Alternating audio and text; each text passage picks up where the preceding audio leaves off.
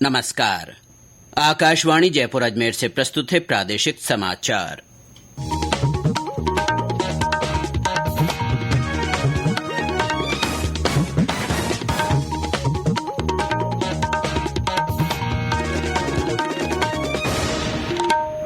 समाचारों के साथ मैं अब्दुल हनीफ।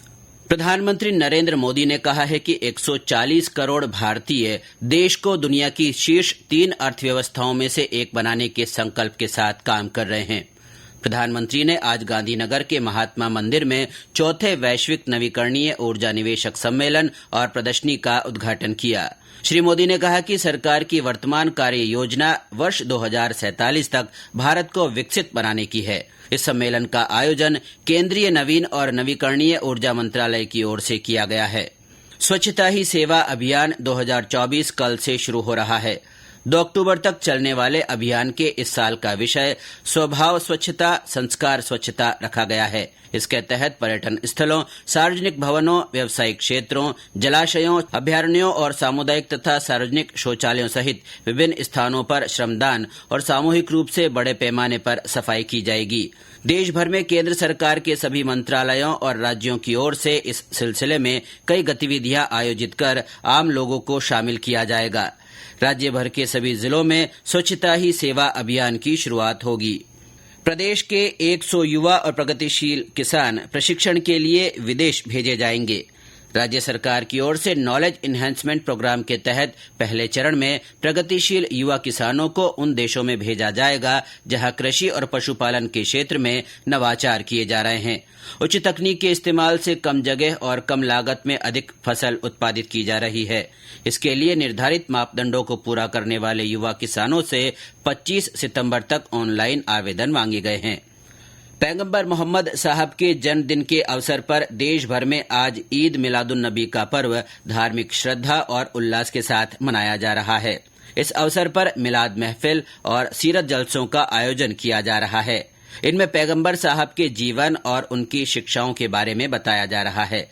इस मौके पर मिलाद जुलूस भी निकाले जा रहे हैं। प्रधानमंत्री नरेंद्र मोदी ने ईद मिलादुन नबी के मौके पर देशवासियों को शुभकामनाएं दी हैं। इस अवसर पर सोशल मीडिया पोस्ट में श्री मोदी ने सद्भाव और एकजुटता हमेशा बनी रहे और चारों ओर खुशी और समृद्धि बने रहने की आशा व्यक्त की है। इधर प्रदेश में भी ईद मिलादुन नबी के मौके पर कई कार्यक्रम आयोजित किए जा रहे हैं। राजधानी जयपुर में दोपहर बाद जुलूस निकाला जाएगा। ये जुलूस घाटगेट से रवाना होकर शाम को करबला पहुंचेगा।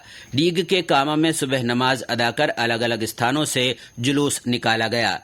जैसलमेर में निकाले गए जुलूस पर विभिन्न संगठनों की ओर से पुष्प वर्षा कर सांप्रदायिक सौहार्द की मिसाल पेश की गई।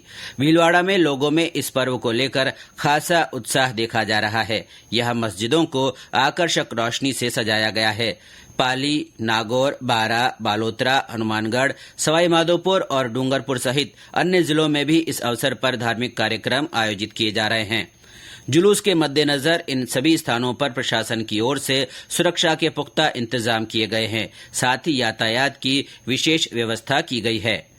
केंद्र सरकार के युवा कार्यक्रम और खेल मंत्रालय की ओर से माई भारत इनिशिएटिव के तहत युवाओं को चिकित्सा तथा डाक विभाग की गतिविधियों से अवगत कराया जाएगा। इसके लिए 15 से 29 आयु वर्ग के युवाओं से माई भारत पोर्टल पर प्रशिक्षण कार्यक्रम के तहत आवेदन मांगे गए हैं।